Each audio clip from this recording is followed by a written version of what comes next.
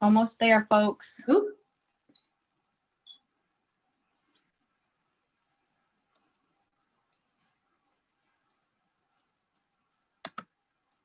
Seconds.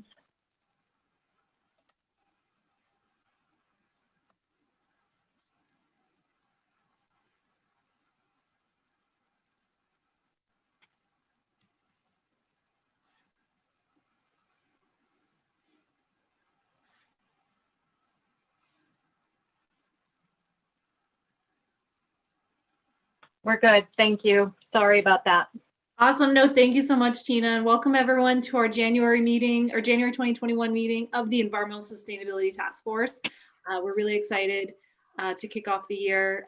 What looks like it's actually going to be a really exciting year. And so Tina or Jennifer, would you mind taking roll call? Chair Andrew Bois. I'm here. Vice Chair Drix. Here. Catherine Van Amberg is absent. Carlos Garcia. Here. Jesus Harlequin. Here. Harlequin. Priscilla de la Cruz. Here. Amelia Rose is absent. Badit Kumba. Here. You have 6 present and 2 absent. You do have a quorum. Awesome. Thank you so much. I also just want to open up by officially welcoming Priscilla, who's been attending for a little while, but got approved by the City Council last week. Woo! So excited you're here, Priscilla. Thank you. I'm excited too. And also a big hi to Vice Chair Drix, who has been doing so much important work with the Department of Health, leading the fight against COVID. Thanks for being here. Woo! So we have a lot on the agenda today, or we have a bunch on the agenda today, and I know at least one of us needs to leave a little early, so I'm just going to have us jump right in, starting with the conversation that we left with last time and are picking up this time for the City Plan Commission and the draft changes to the sustainability portions of the ordinance. Leah or Emily or Robert, I'm not sure if you wanted to say anything additional about it, or if we should just kick right to the discussion, since folks have had an additional month to read and can develop any questions they might have. Just as a reminder for folks, if you weren't with us during our last meeting, my team has drafted, actually with some input too from the RUJC, has drafted a new or a revised sustainability chapter in the city's comprehensive plan, and it's going before the City Plan Commission later this month. The intentions of this new draft are to codify the climate justice plan in the city's comprehensive plan. So we weren't starting from scratch by any means. We're really taking the language from the climate justice plan and incorporating that in the comp plan. The comp plan is the city's guiding, legally binding document for land use in the city. So as you might remember, last winter, when the waste transfer station was proposed in South Providence, we were looking towards our comp plan to see, is this facility in line with the comprehensive plan or is it not? Because of a particular note in our zoning code, that facility was rejected, but I think part of the goal here is that other facilities that are perhaps polluting or otherwise not in the best interest of residents, particularly of South Providence or other overburdened communities, we want to make sure that we have our comprehensive plan and zoning policies up to date and reflective of the vision set forth in the climate justice plan. So that's really the goal. Awesome, thank you, Leah. And as a reminder to task force members, we moved this meeting from our regularly scheduled January time so that we would be able to take a vote to potentially support the changes prior to the City Plan Commission's review of the document. So want to just keep that at the front of our minds that this conversation is leading toward that potential vote. Did folks have a chance to review the document and have any questions or comments? I have so many. No, I'm just kidding. I have a few, but I'll save them for the end.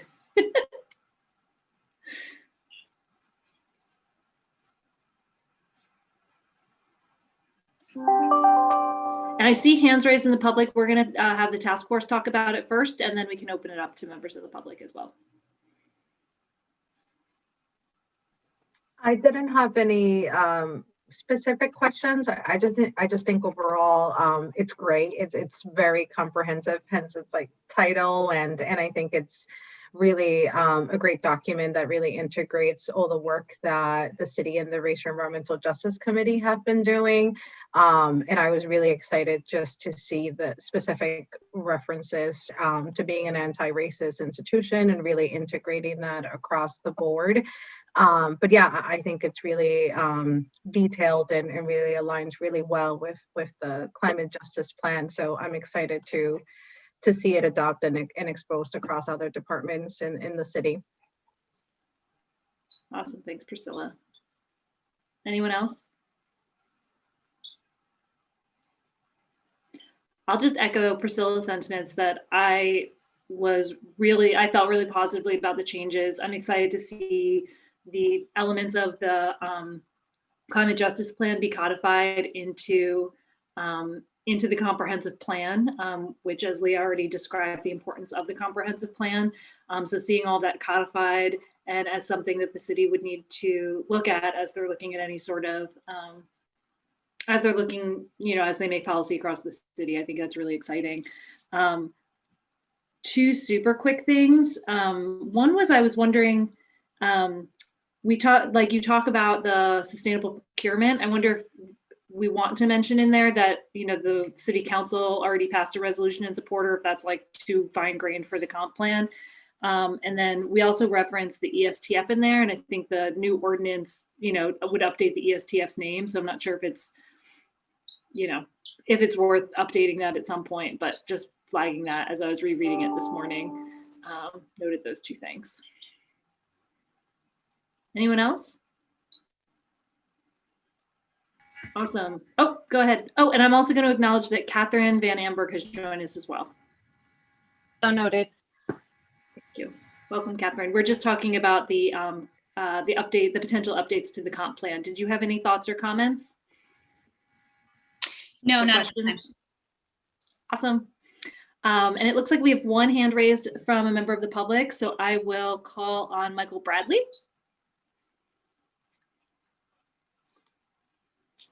Mr. Bradley, you've been unmuted. If you could just state your name for the record.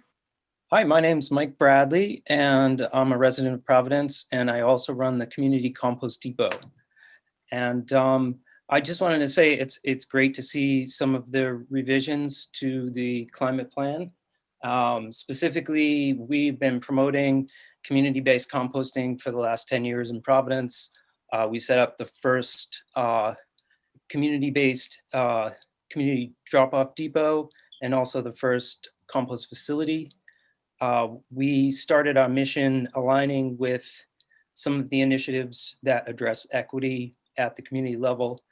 And the comment I wanted to make was, it's great that each of the changes are delineated, but there's also an opportunity for a lot of those updates to be integrated, essentially commingled, and there's benefits by addressing community-based composting, carbon sequestration, other initiatives that have been revised that actually are more aligned and would create a larger benefit, considering that the whole is greater than the sum of the parts. So I'm happy to see some of those changes, because we've been promoting those and communicating with the city that they needed to make some changes that address local composting. So thank you for that. Thank you, Michael. Thanks for that comment. I'm also going to acknowledge that Amelia Rose has joined. So noted. Thank you, Tina. And Amelia, we're talking about the finishing up our conversation from our last meeting about the updates to the comprehensive plan that the city's proposing. Do you have, or that the office is proposing. Do you have any comments or questions? I don't. Cool. Okay. Well, without further ado, we were hopefully the point of rescheduling this or scheduling this meeting for this date was to ensure that we could take a vote to support, if we did, which it sounds like we do, the changes prior to the meeting of the City Plan Commission. So I would love if someone were interested in making a motion to support that, and with the addendum that that also empowers me to write a letter of support expressing that we've voted to support this to the City Plan Commission on our behalf. Do I have any motions? Yeah, I'd love to make the motion that we can support these changes and that you could write the letter that says so. Awesome. Any seconds? Second. Looks like Jesus and Vice Chair Drix both seconded at the same time. All those in favor say aye and or raise your hand, please. Aye. Aye. Aye. Awesome. Anybody opposed or abstaining? Awesome. It looks like unanimously support. And Leah and Emily and Robert, I will send you a letter that expresses our strong and unanimous support. Great, thank you. And I was just double checking the date for the City Plan Commission. It is the 19th. Awesome. And Leah, we can check in offline, but if it would be helpful for me to attend that, I have it reserved on my calendar. Like if it's helpful for us to say that in person. I'm going to go a little out of order on our agenda because we might lose Priscilla in a few minutes. And I'd love for Priscilla to give us the ECRI update with a reminder that ECRI stands for the Environment Council of Rhode Island. Yeah, happy to do that and be brief. Sorry that the night that I am officially a voting member of ESTF, I have to head off earlier. But I'm heading off earlier for some items pertaining to the Environment Council and things that are changing very fast at the state level. So I'll start there. Our political committee or policy committee meets on the second Monday of the month. So we meet this evening to talk about our legislative agenda item. But now we have the wild card of our governor being appointed to the Biden administration. And, you know, really coming to terms in terms of what does this mean for our legislative agenda and our strategy for this upcoming session. And yeah, so stay tuned for that. We're working on a statement and really wanting to make sure that our legislative priorities will continue to be that in working with the governor's administration and soon to be Lieutenant Governor, our new governor. So policy committee meets on the second Monday of the month. Happy to share that information if folks would like to participate in those discussions. Related to the policy committee, our climate crisis campaign that launched last year to really expand and go beyond the environmental bubble has reconvened, and we're working to expand the framework to just really ensure that we are fully integrating other issues that tie back to the climate crisis. So we have yet to develop any sort of new or public statement pertaining to the climate crisis campaign, but we are hosting a legislative coffee hour virtually on January 27th. TBD on the exact time. We usually do that at 3 p.m., but we're not quite sure how the House and the Senate will be convening. So we're trying to figure out the right time for that coffee hour. Most likely it'll be at some point between 3 to 5 o'clock. And within that coffee hour, we'll get into topics pertaining to the climate crisis, transportation, equity and justice, renewable energy, and we'll talk about what that means for the climate crisis campaign and our goals for the year. Lastly, I'll just mention that the Environment Council is undergoing an equity-based strategic planning process that we're just starting. And we're hoping to onboard a consultant within the next month or so that will really help us have an engagement process, create a plan, and then really get clear about how we're going to be an anti-racist organization and how we're going to restructure to really center equity in everything that we do internally and externally. A lot of work there, but I'm really excited about doing that work in 2021. So yeah, happy to share links to some of the dates that I just referenced, and also more answer any questions about the strategic planning process or the policy items. Thank you, Priscilla. Priscilla, you do so much. It's so impressive. Any questions or comments for Priscilla?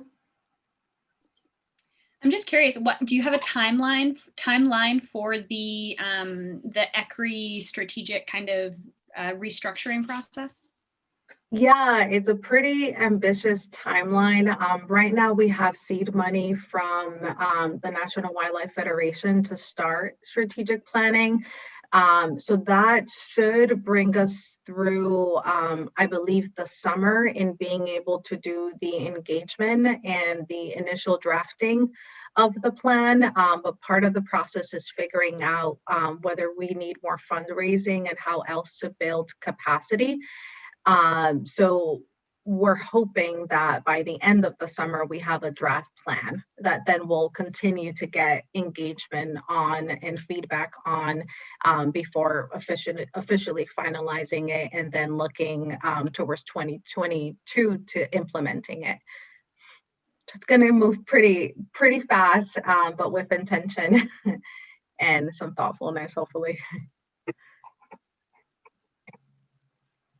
I also want to give Priscilla a shout out. She hosted last week, because this time is so weird. It feels like a month ago, but last week at the monthly ECRI meeting, she hosted she facilitated a conversation and presentation on why all environmentalists and why ECRI in particular should be an anti-racist organization.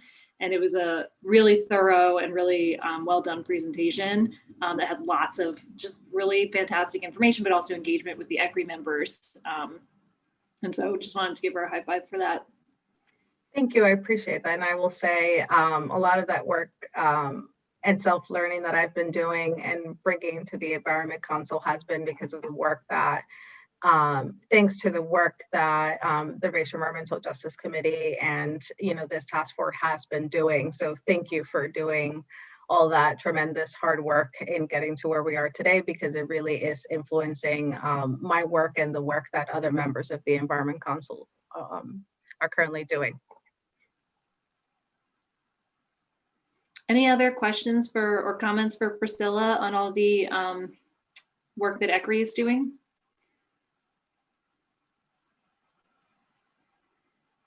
Priscilla, do you want me to put those dates and stuff in a follow-up email to task force members? Yes, and I can send you, would it be helpful if I send you something tonight or tomorrow morning, Sue? Yeah. Just outline, okay, great. I think I also have a lot of them already in my calendar. Okay. So if you want me to put the bullets together, just whatever is easier for you. Okay, perfect. Thank you. Awesome. Great. And it looks like we have one question before you go, Priscilla, from Michael Bradley, if we wouldn't mind unmuting him. Mr. Bradley, you've been unmuted. You may speak now. Hi, this is Michael Bradley, resident of Providence again. Yeah, I just had a quick question. Sorry I hope I don't keep you too long. But I'm curious how ECRI is actually reaching out to community groups and community-based initiatives and truly grassroots, events and companies and community groups that are bringing forth initiatives on their own. And how would ECRI support such initiatives to ensure that they're able to succeed in a world where we know that larger forces can come in quickly and subsume and take those initiatives and run with them. That's happened a lot, and we really need to ensure that we're supporting community-based initiatives that are truly coming from the community and concerns that they're bringing forth. Thank you for your time. You're welcome, Michael. That's such a great question. So that's part of the work that has been a challenge for the Environment Council, and where we want to do better and really be reflective of the communities that that we serve and work with in Rhode Island.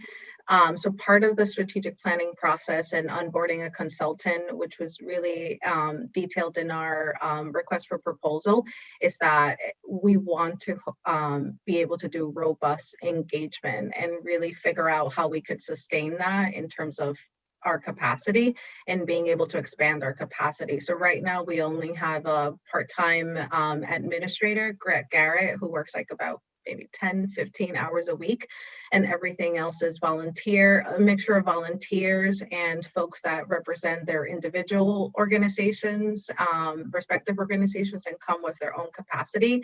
So it's really figuring out how could we be more engaged and supportive of the work that's happening on the ground. So in parallel tracks in terms of going through the strategic planning process, the goal is to do that robust engagement and figure out again, how to sustain that. So we were really clear in our request for proposal that we don't want a consultant to come in and do that outreach. We want the tools to be able to do the outreach ourselves and really learn and gather that feedback and integrate that back into what we do.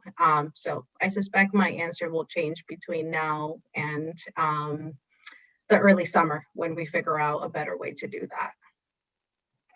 Great. Thank you for your time. And You're congratulations. Yeah, thank Welcome to you. the board. Thank you so much, Priscilla. Awesome. So unless there are other questions for Priscilla on ECRI, I will also note, just reiterate what Priscilla said, ECRI's meetings are all open to the public, and their board meetings are the first Monday of the month. And then they also have like a policy committee and some other committees as well. So if folks are wanting to are really jazzed about what Priscilla just shared, that is all public. And I did also mention a few moments ago that I would send out those dates to all of the ESTF. I also send updates to folks who are on our stakeholder list, which was easier to compile when we met in person and could send around sign-in sheets. But if folks do want to get on that list, any documents we share in meetings always go on the city's portal. So that's all there. And also, if you'd like email reminders and things, you can always email me at my name is Sue. So sue.anderbois, which you see spelled on the screen, at gmail.com. So it's pretty easy to find me.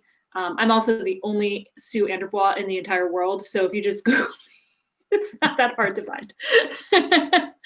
I also accept Facebook message. So it's not that hard. Can you verify that? I feel like there's got to be another Sue Anderbois somewhere. There most certainly is not, because we made up our last name. And so there are no more other Anderbois in the whole world besides my husband. It's a made up last name that only the two of us have. Though if other people want to just adopt it, that's fine too.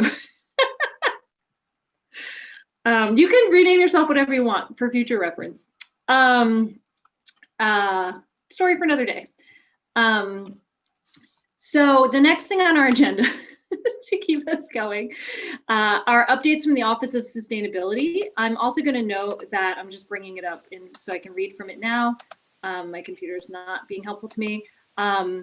We will discuss the metrics and the tracking in our February meeting, but we'll still receive updates on projects from the office now before our conversation about 2021 goal setting. Great, thanks, Sue. Thank you. A fun fact I just learned about you today. I love it. So as hopefully you know, we have a press conference scheduled for Wednesday at 10 in the morning with the mayor and members of the city council, and of course, members of our community as well. And at that press conference, we'll be unveiling two ordinances. One is the benchmarking or the building energy reporting ordinance that it seeks to require large buildings in the city to report their energy use, and then that information gets disclosed to the public. So it's about really addressing building energy efficiency and making sure that our buildings, which account for 70% of our emissions, are managing their energy and moving towards becoming more efficient buildings. And then the second ordinance is one we talked about earlier, updating the sort of similar to the comp plan, which is also part of the announcement. The update to the sustainability ordinance will codify many of the goals and targets in the climate justice plan. It also changes the structure a bit of the task force, and will also result in a name change to the Sustainability Commission. And it would add 2 youth seats appointed by youth-led organizations and 2 environmental justice seats to be appointed by environmental justice organizations. So those are all really exciting big policy changes, and they will be introduced at the City Council meeting on the 21st, but we're going to be unveiling them at the press conference on Wednesday. So if you haven't got an invitation for that, or you're interested in joining, reach out to me or anyone in my office, and we'll make sure you have the Zoom webinar registration form. You can also, it will be live streamed to Facebook, so you can also tune in on Facebook. I was also hoping that we have a new artist in residency. So I don't know, you might recall from last winter, we had posted this artist in residency position due to COVID and a host of other delays. We're just getting started on that work, and we're really excited to welcome Fatima Maswood. She just started in the past month or so and is getting to work. I was hoping to introduce her to you all today, but she had a conflict, but she'll try to join in the future.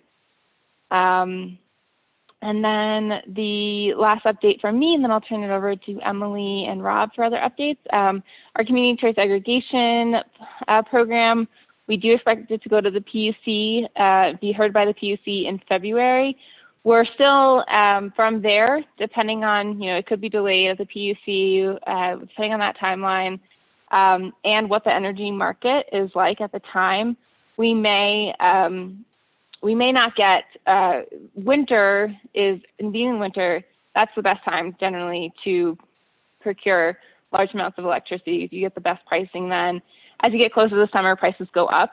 So if we aren't able to get a competitive price at that time, it means we will be in a little bit of a holding pattern until we can go out to bid at a more opportune moment, probably closer to the fall. But we'll be continuing to once we get PUC approval, we'll be kind of testing the waters on the bid process and hopeful that we can roll that program out as soon as possible so we can start seeing those savings.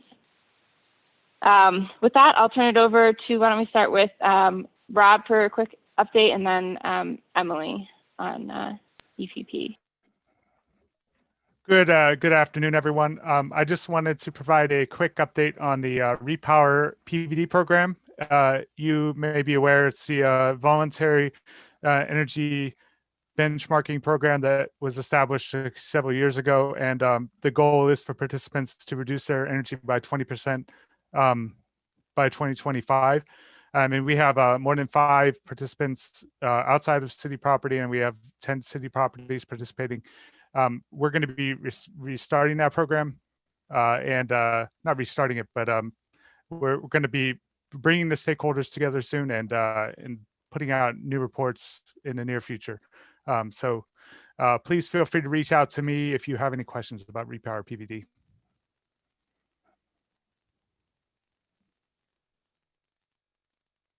And Emily, why don't you give your updates?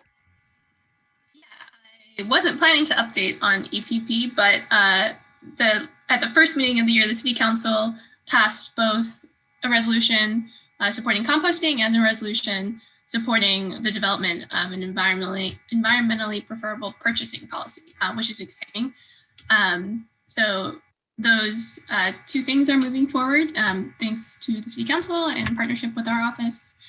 I was going to give an update on the metric alignment work that the task force has been taking the lead on, which, similar to some of our earlier conversations around the comprehensive plan and the general incorporation of the climate justice plan in our regular work, we've been working to kind of merge all of the targets and metrics that have been established by our office since our existence. So to more holistically incorporate the climate justice plan in how we monitor our progress and track our progress to the public on our sustainability dashboard. So that began with our intern last summer doing a data audit and compiling all of the targets and metrics that have been established in the Sustainable Providence Plan, the Climate Justice Plan, and that is otherwise listed on our sustainability dashboard online, which was a pretty comprehensive list. I think in about August, we presented that overview about like 70 targets and even more metrics. And so a subcommittee of the task force met in late fall, early winter, a few times to do our best to capture and review all of those targets and metrics that have been established. Our office has kind of reorganized categories, mostly around the Climate Justice Plan, but just to ensure that they capture all categories. And this subcommittee was able to review the targets and metrics, do our best to group targets with appropriate metrics and establish any new targets or metrics that seemed appropriate, and then elevate a handful of target metric groupings that would be appropriate to report on in a public dashboard. It ended up being about 3 to 5 in each category, for example, in like collaborative governance, in energy, transportation, and so on. And our next step is to bring that back to you all, the task force, hopefully in February, with a bit of a mock-up of what this kind of updated dashboard looks like, and to get your feedback on what's elevated and what seems both most important that we begin tracking, or and also feasible for us to begin tracking in the near future. And this conversation of our metric alignment and how we monitor progress will be a really good kind of runway into our next annual report as an office. So last year, I think around February, March, we started talking about how we did in 2019. And so I'd like to restructure what we're reporting on in terms of our progress overall.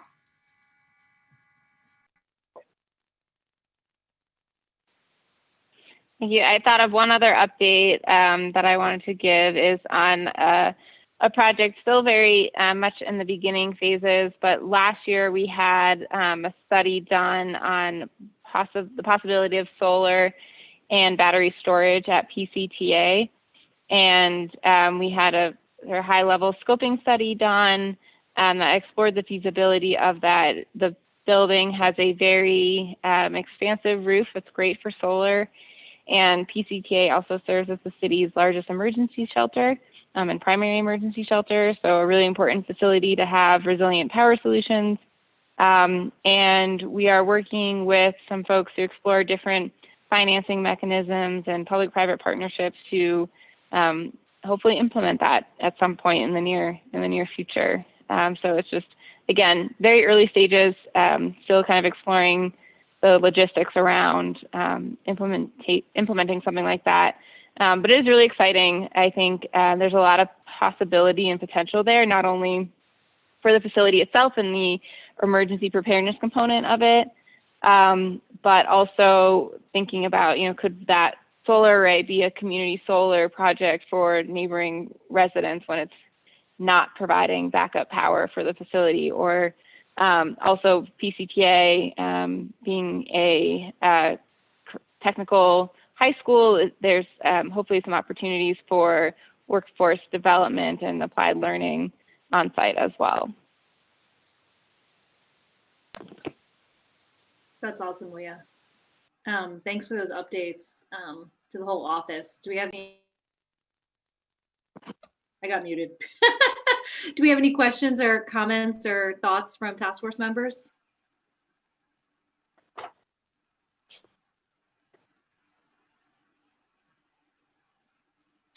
Hearing none, but pausing. No? Okay. Awesome. Well, thank you guys so much. And I was hoping that could lead us into a conversation that we could start now and potentially finish next month around the ESTF's, or soon-to-be Sustainability Commission's, main goals for 2021, and thinking through what are the things we want to focus our meetings on. I want to just kind of set the stage a little bit, and Emily or Leah or Robert, please jump in at any point. But two buckets of things that I just want to bring to the table before we open it up for general conversation. Is one, I would love to see the task force, and this is a proposal, continue to serve the function that I think we saw exhibited really well in our November and December meetings with Council Goncalves, pardon me, presenting his proposed resolutions, hearing community input, learning about folks to follow up with, and coming back to get to further engage with the task force and members of the public through the task force. I would love to continue to see us be that kind of like public engagement body and bring topics and policy that is relevant to the general public and to continue to serve that function.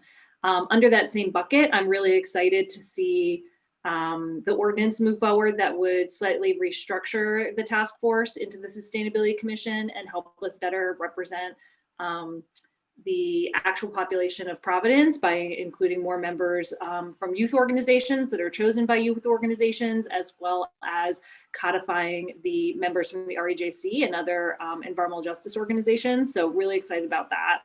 And excited about what that means for us to better engage with the community. The second bucket is last year, what we really focused on was thinking about, okay, well, how does sustainability and racial equity pertain to kind of like all sorts of commissions and issues related to the city? You know, we talked a good deal about the City Plan Commission. We had really great presentations from Groundwork and the Tree Plan folks and others throughout the year. And this year, just really reflecting with the office about all the things that are on the docket for this year and the really exciting year that they have scheduled. So I'm just gonna like reiterate some of the things that Leah and her team just said that are on the docket. And I would love for us to have as our focus, but this is a proposal, really just supporting this really exciting and heavy lift of getting this stuff done. So some of the things that are, you know, on the docket for this year include the benchmarking ordinance bureau, which will be heard later this month, both passing it, but then the really important work of getting it done and getting the word out. Passing and implementing the sustainability ordinance that we just talked about, and then the work that we'll have internally for the task force or the commission to find those new members and find really productive, exciting new members to round us out. Getting the comp plan adopted and updated, the environmentally preferable purchasing, wow, that is really hard to say quickly, policy, getting that passed by ordinance. So there's the resolution, but there isn't yet the ordinance. So both getting that passed and then also implemented will be quite a lift. Plastic bag enforcement. We all remember that we have the plastic bag ban in Providence. And with COVID, it's likely been harder for businesses to comply. I know I've talked with a few small businesses where I shop to remind them, like, hey, what's with those plastic bags behind the counter? There's the pesticide-free PVD campaign we heard a little bit about last year, and we'll hear more about this spring. The Repower PVD, kickstart this battery storage project at PCTA. We heard really exciting information about compost at our last meeting. So it seems like there's a lot. That was so much, just even say just now. So would love for the focus of our meetings to really be supporting, the active implementation of all of that great work and building ourselves up in a way that we can best support the city's work. But those are my two buckets of what I'd like to propose, but would love to hear from others. And apologies that wasn't particularly eloquent, even though I had it written down. But would love thoughts or feedback or what folks are thinking about as they're thinking about 2021 in the ESTF and where we're headed. And I see members of the public with their hands raised, so I do see you, but want to hear from the task force first, and then we'll totally get to the members of the public. But thank you guys for quickly raising your hands. And I imagine this was a conversation we'd start now and then continue in February as folks thought about it. So don't feel like you have to have all of your thoughts crystallized. But would love just initial impressions. Imagine I'm looking at you across the table so that you feel like you should have some.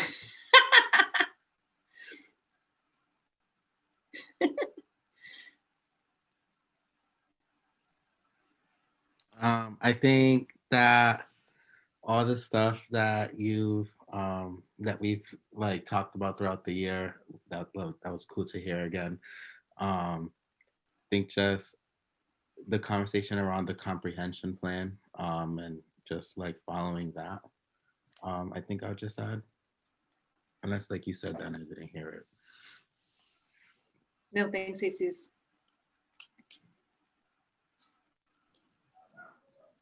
Julian? Oh, that, and thank you for highlighting all those different things. There's been so many different conversations. It's easy to forget, and time moves so funny these days where weeks feel like years. So it's good to think back and remember all of that. Definitely echo what Jesus was saying. I think just to think back to a little under a year ago of with the waste transfer station and the kind of connections there of how do we connect the dots between this body of the city and the CPC is another body of the city. And it's great to see that coordination coming forward and kind of connecting the dots between the climate justice plan with the comprehensive plan, and excited with the vote we took earlier today. And so whatever is needed to kind of move that forward and kind of first get it in the plan and then think about what does the implementation of that look like as specific examples come up, especially in the areas that have been identified as focus priority EJ community areas. I think the other thing that is always on my mind, because it's 24/7, is COVID, and really thinking about not just the obviously it's a public health disaster and all of that, but all of the far-reaching implications that it's had, and kind of it's been this slow rolling disaster over such a long period of time, and it's still happening. And as we know from disasters like Katrina and others, that the disaster itself, which is usually a shorter period of time, is the first impact, but that a lot of the equity issues kind of roll out over the recovery period, and how the places recover and what does that recovery looks like, and who's making decisions around that, and what does that kind of rebuilding resilience time look like. So just thinking about how that intersects with all of this. I mean, we've been decimated in so many different ways, and some communities much more than others. And Providence is one of our kind of hardest hit communities in the state.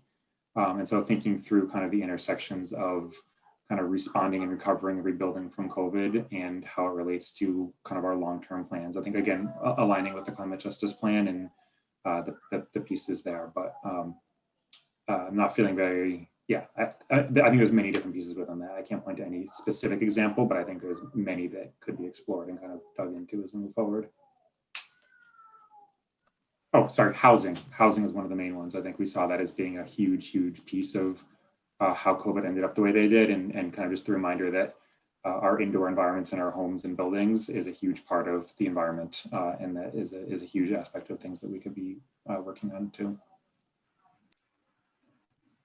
Thanks, Julian.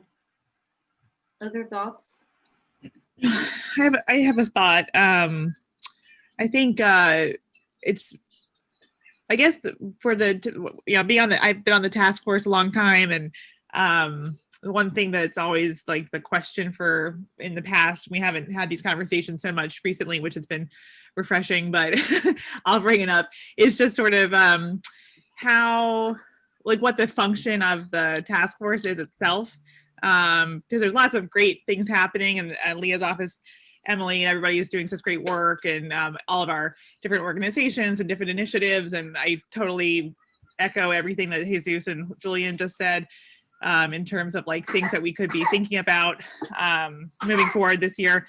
But, just like thinking about brainstorming ideas of like what individual task force members could do, like could individual task force members be sort of point people on specific, following up on composting initiatives. And, my the Groundwork Rhode Island is part of the composting study that'll be done. So like, should I be kind of reporting back on that or helping in some way, or is there something that individual tasks or whatever we're going to make commission members can do to kind of further things along, or do we need public input on any particular thing that task force members could help with? Or so I guess that's sort of my question, is like there's a lot of the great things happening. We could just, I'm happy coming to meetings and hearing about great things that are happening, and having Sue do all the work, which seems to be sort of the structure that we've agreed on. But if there's something else that task force members could do to help specific campaigns, that's all I wanted to mention. I think it's a really good point, Amelia. And like, as we think about what we focus on means for how we map that onto different meetings and like how we arrange ourselves, like maybe that's like Amelia providing an update at some point on how the composting work is proceeding, or others, update, helping to organize different meeting topics. I'm hesitant to put anything on Julian's plate because he's helping protect us from COVID, but if there are conversations to be had from what he's brought up and people we should be bringing to the meeting to have those conversations, things like that. And to the extent that you guys have thoughts on what specific meeting topics we should be covering in our upcoming meetings to better support this agenda, I'm all ears. I would also be happy to share some of the work. That sounds great.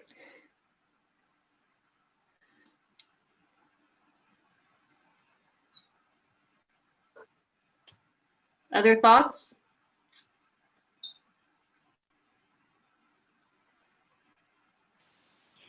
One thing that I would just add that I think I'm trying to pay attention to, and I want to engage and inform you all as it unfolds, is just the budget process.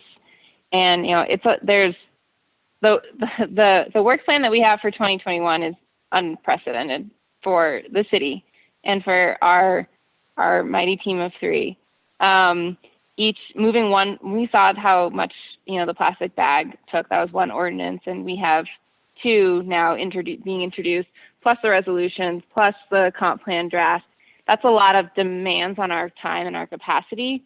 Talking to stakeholders, engaging with council, answering questions, thinking internal like logistics of everything, and so we have one vacant grant funded position that we do hope to fill.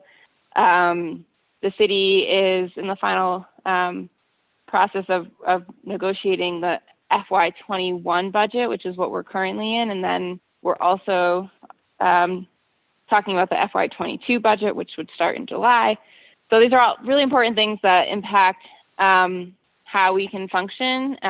Every policy that we implement that the city passes, requires implementation, right? So like Emily has been spending a ton of time behind the scenes on the plastic bag policy.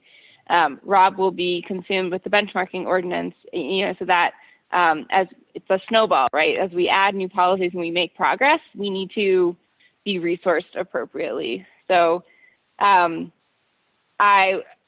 a long list of things that we are talking about doing. And I want to be realistic in our resources, in our capacity. And the last thing I want for me or for my team or for the community is to, be dropping balls left and right? Having things fall through the cracks. And that comes down to like not doing engagement properly, not being able to reach businesses, and then getting fines for the plastic bag. It results in inequities. It results in just a really bad look for the work. And I just want to make sure we are able to do it well and are supported to do so. Thanks, Leah. Do you have additional information on like the timing of any of the budget information or process? I mean, not specifics. No, unfortunately. Tina's shaking her head too. I see Tina shaking her head too. I know I wish I knew. The state budget isn't being introduced until March, it sounds like, and that would have implications for what the city budget looks like, I imagine. Mm-hmm. Yeah.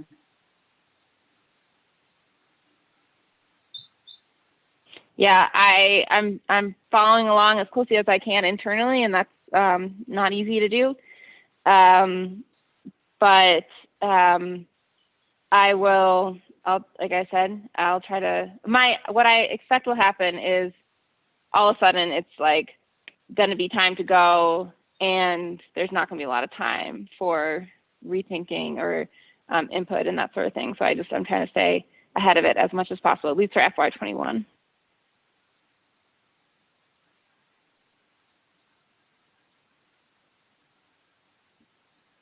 Thanks, Leah. And however we can be most supportive of, by listing all of those things on your plate. It wasn't meant to be a overwhelm, but an acknowledgement that there's already a lot there. So the goal isn't to add more things. It's that our goal should be to have more things we want to push onto your mighty team of 3. But how do we support the things that are ongoing and help you not drop balls, and support you in those ways.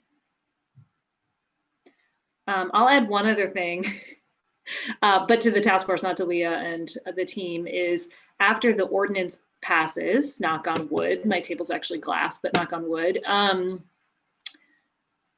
I've been putting off our conversation about how the ESTF, or the Sustainability Commission, internally operates. We had drafted, gosh, like a year ago, some like general operating policies, and we're kind of waiting till we had our full team in place to really talk through those so they could be part of the creation. So things like, generally agreed upon term limits and things like that. Would love to have that conversation early in the year once the ordinance passes and we have a sense of what the commission looks like going forward and who our new members will be. I want to make sure that this commission task force is operating as transparently as possible and as just as smoothly as possible in support of the great work that's happening. So I don't want this to be a Sue always sets the agenda or anything like that. I want to make sure that we're creating rules and roles in a way that best supports the work in the city. And so that's going to be on the agenda early, and had been kind of waiting until we had our full team. And now that the ordinance is passing, it seems like that's the best time to do it. Any other thoughts before we call on some of the folks with their hands raised? Awesome. So it looks like, and thanks for the heads up. I want to recognize that Councilman Goncalves is here. Thank you for attending today, Councilman. I just see you in the attendee list.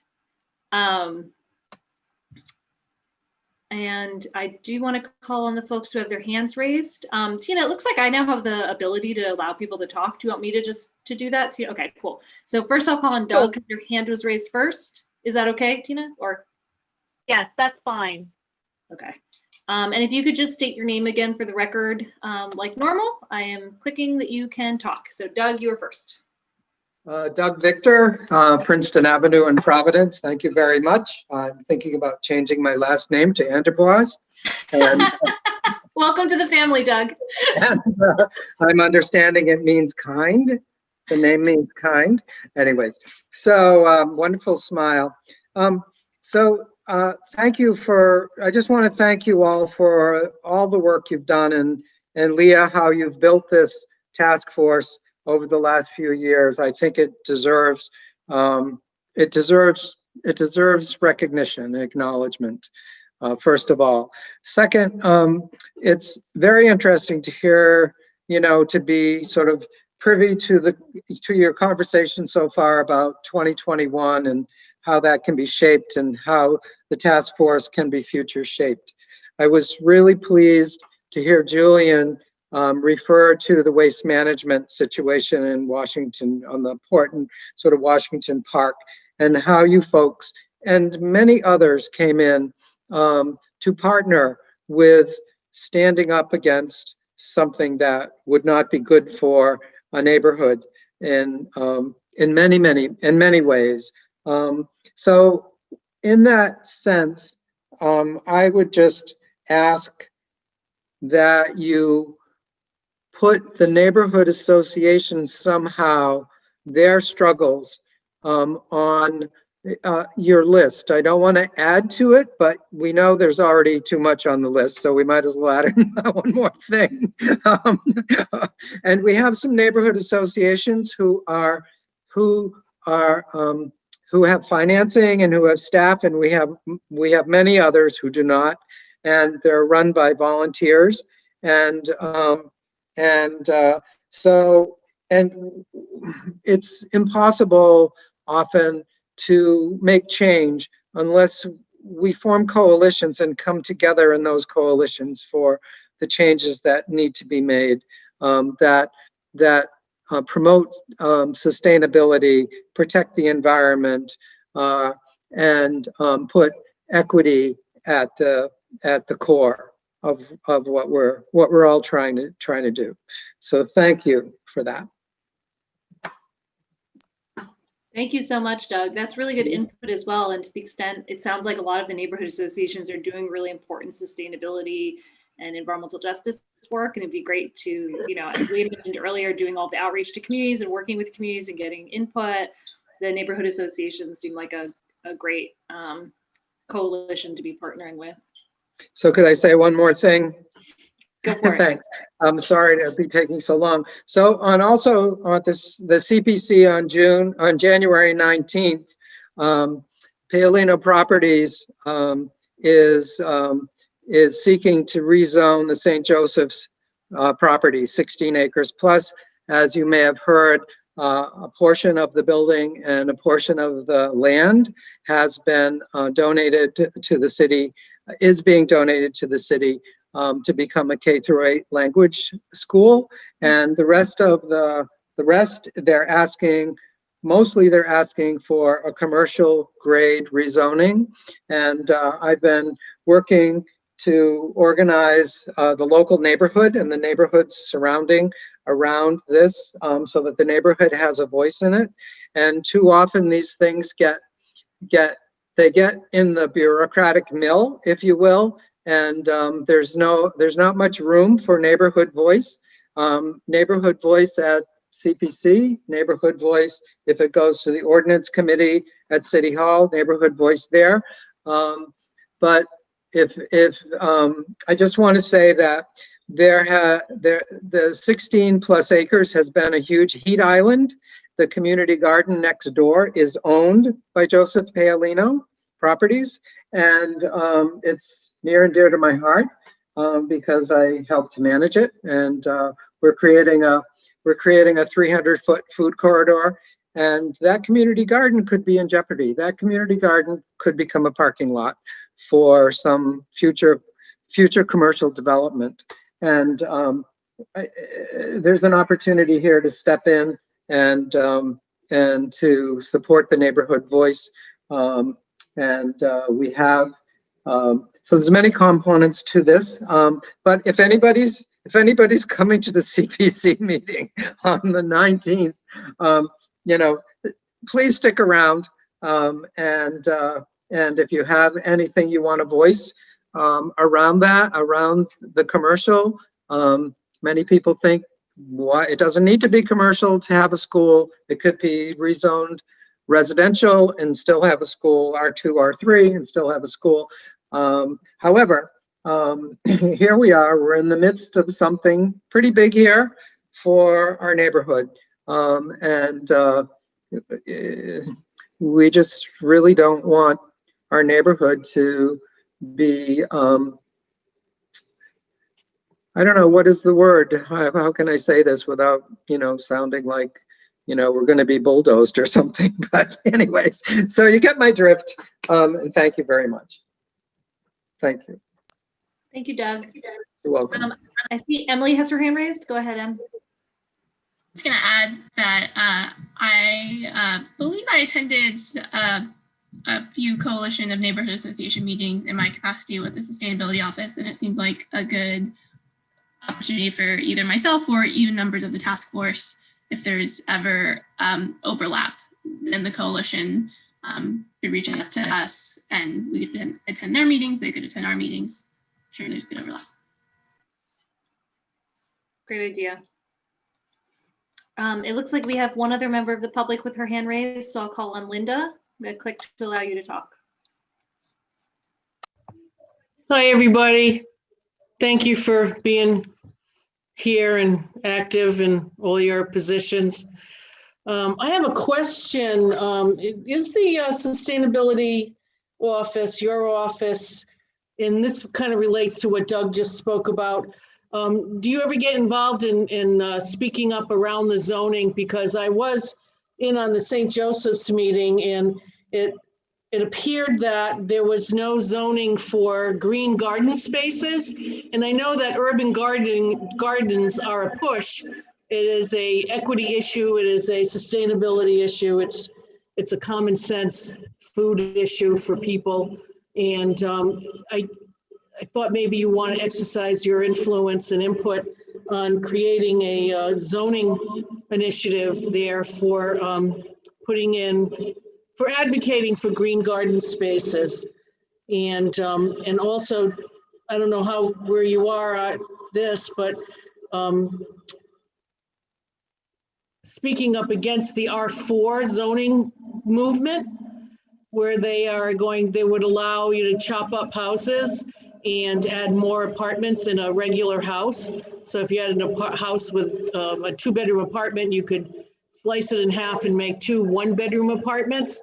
And people, these consultants at these meetings, they tend to think that having 1-bedroom apartments is the wave of the future, but it's not. I don't feel it is. I feel that, we definitely have a lack of good housing, good workforce housing, but the investors get to manipulate the neighborhoods and they raise the prices. And so we all are burdened by higher property taxes because there's a lot of issues in the universities as part of it, but that might be out of your purview, but it's something that we're pressured with, we're under pressure that we have to kind of pivot for them and not for us.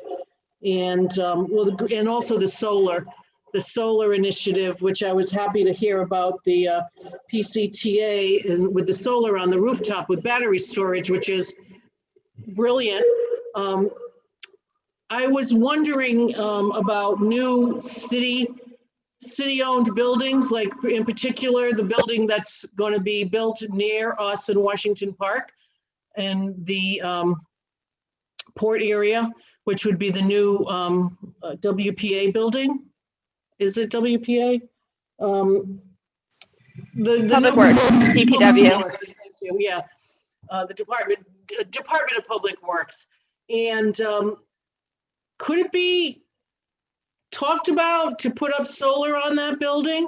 Like all new buildings that, municipal buildings, are highly encouraged, if you can't use the M word, mandate, highly encouraged to have solar and, to set an example, especially in this street and right along the port, to set an example and to, the city can put their money where their heart is, with the, and we could reap the benefits of that. And, well, there's a million other things, but, there's all kinds of things, but that was just off the top of my head. And if somebody has any thoughts on that, if they want to get involved in some of these, I guess it would be zoning initiatives, green space, garden space, housing, and solar are, I think, all interconnected, food, housing, and how to heat your house, like the juice. So thank you. Awesome. Thank you, Linda. Leah, were you about to respond? No pressure. I just saw you come off mute for a sec. Yeah, briefly, I would say we do, so the comp plan is an example of a really important update that or change to our land use laws. And then zoning, which is like the next kind of granular step in terms of setting regulation for development, has to be in line with the comp plan. So getting the comp plan updated is certainly a precursor to making other decisions like zoning changes or whatnot. And we do pay attention to especially larger zoning decisions and work that the planning department is doing. We certainly were involved in the waste transfer station decision and working internally on that. But zoning is super important, and it really it sets the table for development in the city. Mm-hmm. And so how you set up your zoning is very, very important. And from there, once it's established, it's a legal, it's generally a legal sort of interpretation, right? So you have the zoning, and it tells you, like, if you can build it by right, there's not a lot that a city or political leader or community can do legally to stop a development. And And then there's also like decisions around zoning variances. So a developer, in the case of the example that Doug gave, can say, we want to change this zoning in this particular parcel to suit our needs. And then they'd have to convince the city planning commission and the city council and the mayor that that's a good idea. So there are like, that's the wiggle room. And then what was the second thing that you brought up I was going to respond to? Solar? I can't remember. Gardens? Green space?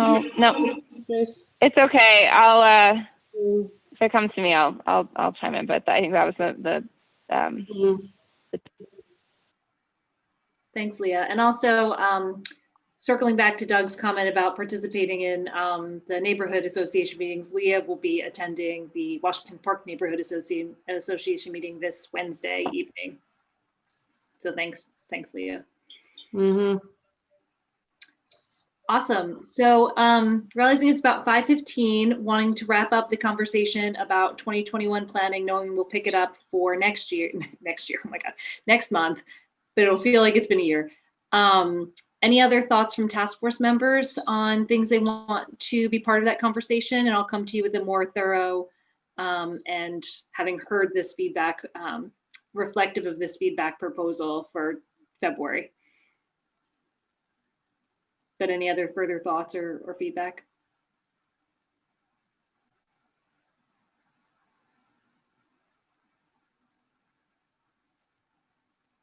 Awesome. Well, that was our last agenda item for this evening. If no one has anything else to add to that conversation, I can accept a motion to adjourn or some other input. And as we plan for the February agenda, it will definitely include the continuation of this conversation, but if there are other things you'd like to be part of that agenda, please just shoot me a note, members of the task force, so that we can build out the agenda appropriately. And members of the task force, plus also Sean, but I can send them to Tina as well, should have also received calendar invitations for all of the meetings going forward for the rest of the year. So hopefully you all received those, so you can be holding them in your calendars. And if there are any that you're flagging as, I tried to cross-check them with like holidays and all sorts of things. But if you're like, oh, you missed this thing, let's switch it now, but have those planned out. Yeah, if you could send that to me, Sue, I would appreciate it. Yeah, I'll send that to you, Tina. Also, if I just had an announcement, would that be okay before or after we adjourn? You can say that now. So in case folks don't know, I'm a part of this Renew Rhode Island Coalition launch, working on like regional like Green New Deal type deal thing. And so we are having a meeting tomorrow at 7 that is open to community and folks. And we've been working on policies around housing, food, and green justice zones with folks regionally. And like it's something that we're trying to put out all together. So definitely should look at it, check it out. There's some like good stuff in there. It's been a bunch of folks from Rhode Island working on it in different sectors. And yeah, just excited for it. Awesome, thanks, Jesus. And that's an online meeting, right? It's at 7 and there's a Zoom link and everything? Yeah, it's an online meeting. I think I'm signed up for it. Yeah, yeah, and it's called Renew Rhode Island Coalition Launch.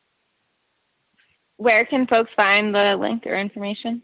If I have you on Facebook, I can share it with you. If not, I can, I don't have everybody's emails. Do you want me to shoot it out to everyone, Jesus? Because I think I have the link because I signed up for it too. Okay, that's fine. Cool, thank you, Sue. No problem. I'll do that right when we hang up. And yeah. And if no one else has anything to say, do I make a motion? Yeah, does anyone else have anything to say? Cool. If you want to make that motion, Jesus, that's great. This is my motion. My motion, I make a motion for us to adjourn. Do we have a second? I can second that motion. Thanks, Catherine. Any all in favor? Anyone opposed?